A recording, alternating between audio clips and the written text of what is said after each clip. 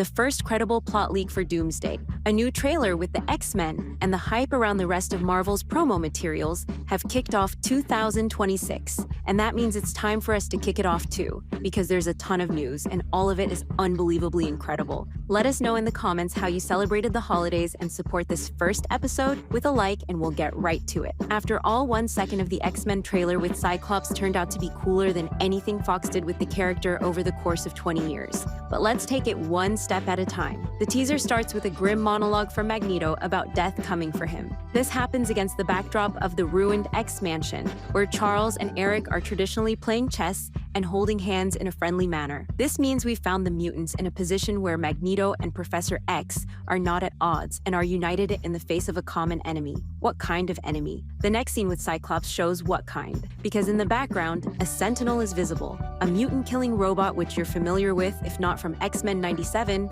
then at least from Days of Future Past. And Magneto's words gently hint that Cyclops' emotional outburst didn't happen for no reason. Someone died. And considering how Marvel is emphasizing the absence of Jean Grey in the film, it's logical to assume that it was her death that moved Cyclops so deeply. Firstly, this is narratively sound. After all, we've seen plenty of Jean in the mutant films, and it's time to shift the focus to Cyclops. And secondly, such a tragedy immediately raises the stakes and will make Scott's character much more dramatic. The trailer perfectly matches the set photos where we've already seen a bunch of Sentinels at the mutant mansion, so the story of Doomsday will begin with the genocide of the X-Men. True, it's not entirely clear which version, because the official one from the 2000s trilogy supposedly ended with Charles going insane and killing everyone, which is why Wolverine was grieving in Logan. It turns out that although they look the same, this version of the X-Men won't be quite the one we saw from Fox. Consequently, in this universe, there must also be a living, healthy Wolverine who can't be killed just like that. And Hugh Jackman could also play far more than one role in Doomsday. However, we don't rule out that the screenwriters might remove him somehow again to focus specifically on Cyclops. But what's most intriguing is that the trailer aligns perfectly with a recent plot leak, which by a strange coincidence only describes the very beginning of the film and says nothing further. It's as if Marvel is continuing to fuel our interest with controlled leaks. Considering that we first saw all the trailers as they leaked online, the information about the plot is very believable. And it says that in the post-credit scene of Thunderbolts, not only the Fantastic Four arrived in the main universe, but also Doctor Doom. In turn, in the post-credit scene of Fantastic Four, Doom didn't kidnap Franklin, but simply came to the fore to ask for help with the multiversal incursions. Together they travel to the main Marvel universe, where they meet the Avengers, report on the impending collapse of the multiverse, and head to the world of the X-Men, which according to Doom's information will be the source of the next incursion. In short, the information that Victor Doom will be presented as a hero, not a villain at the beginning of Doomsday, is confirmed for the 1000th time, and only later will it turn out that he was the one who sent the Sentinels after the X-Mansion. And in general, he's the one taking revenge on everyone who causes an incursion from Cap to Monica Rambeau. This is reminiscent of Mysterio's storyline from Spider-Man, and many on Reddit didn't like this point, but we wouldn't be quick to criticize because the twist would be bad if they were molding Doom into an outright villain. But he won't be one in the film. Downey Jr. himself said directly that Victor's mission in the film is exactly the same as Tony Stark's. Salvation, but this time for the multiverse. And unlike Mysterio at the beginning of the film, Doom will genuinely try to help, but later seeing that the heroes lack the courage for tough decisions, he will break away from them and decide to save the universe his own way. You have to admit, it looks great in this form. In a situation where the most popular actor in your film plays a villain who needs to be eliminated, this is the best option for Marvel. To make it so that the villains are rather the Avengers themselves who are procrastinating and hesitant to eliminate Steve Rogers, the one responsible for the collapse of the multiverse, or are hesitant to eliminate the mutants to save their own universe. Simu Liu talked about a fight between the Avengers and the X-Men, and it seems they will first try to resolve the incursion by force. But of course, neither the mutants nor the Avengers are ready to kill anyone even with the multiverse at stake. But Doctor Doom is quite ready. There's your reason for a split. The Mysterio scheme is unlikely to be repeated, and they will definitely be shaping Victor into a villain who can be understood. Anyway, let's move on to the next trailer.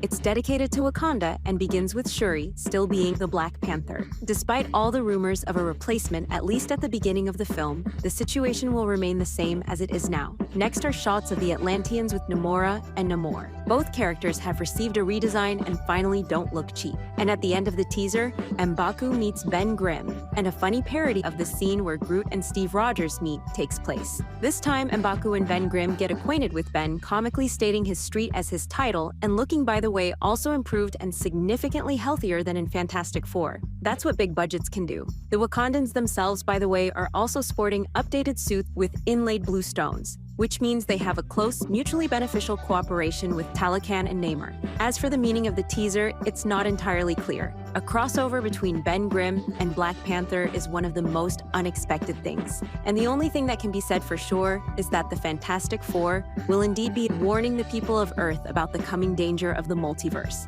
And apparently they will split up because only Ben Grimm was sent to Wakanda. This is in principle a classic story for Marvel and the Russo brothers, with unusual alliances of characters.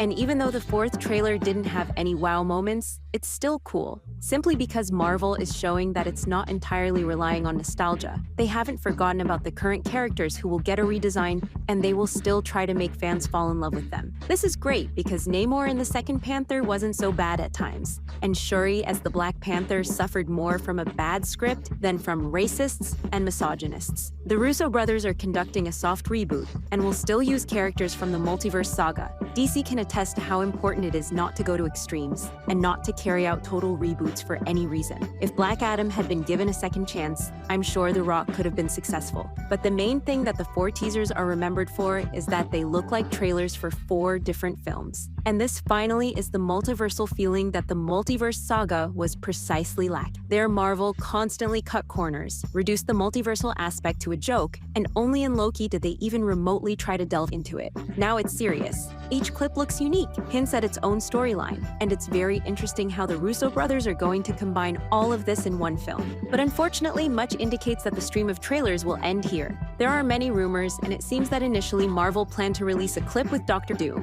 However, the other teasers made so much noise that they decided to save Victor for last. After all, there's a whole year until the film's release, and they decided not to play all their cards at once. But there is still hope. On the Korean Open Classification site, 4 teasers that received a rating are still listed. But the other day, 2 more were added with durations of 65 and 82 seconds respectively. Insiders are betting that these are just edits of the already released trailers that will continue to be shown. But who knows, the Avatar run will be long, and in principle, there will be time to release not just a 5th and 6th, but even a 10th teaser. But even if not, the Super Bowl is coming up in February, where new material on Doomsday will definitely be presented. It's probably a good thing that Kevin Feige didn't fire all his guns a year before the premiere so that everyone wouldn't forget the teasers. And a full-fledged trailer at this rate should be expected closer to the release of Spider-Man in the summer. It's a long wait, but for Marvel, this is already progress. Previously, even for minor projects, the first teasers started being released 6 months before the premiere.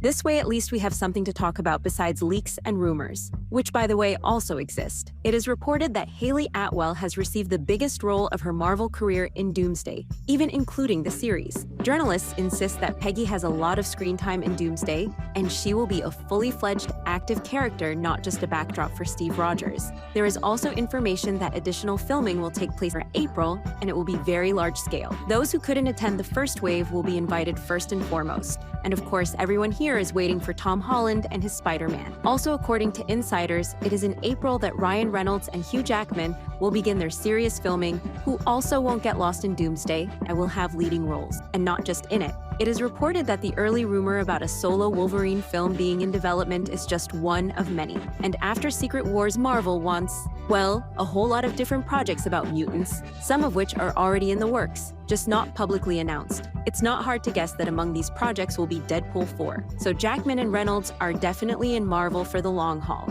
And Tom Hiddleston, in an uncharacteristic style for him, went ahead and confirmed that he will play a key role in Doomsday. Usually the actor denies everything until the last moment, but now he has confirmed that he has a monumental role in the film that will have a direct impact on the plot. And then he said that the central idea of Doomsday is incredible and nothing like has ever been done in cinema before. Do you believe Tom? Leave your opinion on the teasers and Marvel's new advertising strategy in the comments. But that's all from us for now. Until next time, friends.